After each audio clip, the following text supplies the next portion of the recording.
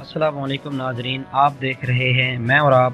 خبر شامل کرتے ہیں ملتان سے، جہاں پر معروف قانون دان نائب صدر ڈسٹرکٹ بار ملتان مار طارق علی سیال کی شاندار کامیابی پر گزشتہ روز صدر پریس کلب بند بوسن رجسٹرڈ مار غلام اصغر شاہی،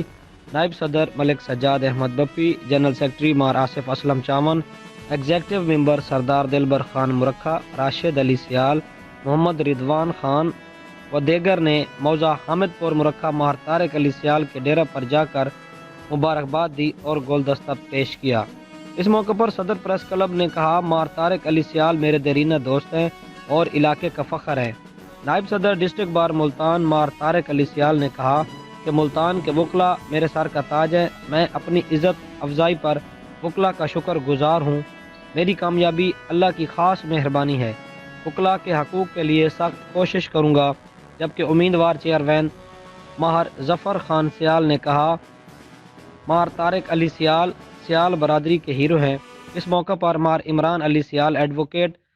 ماہر سجاد علی سیال ایڈوکیٹ، ماہر الطاف حسین سیال نمبردار، ماہر نجف علی سیال، حاجی شمشاد علی سیال، ماہر سجاد سیال، ماہر فیصل سجاد سیال، ماہر علی عباس سیال، ملک حاجی محمد اصغر وینس، ملک منیر عباس وینس،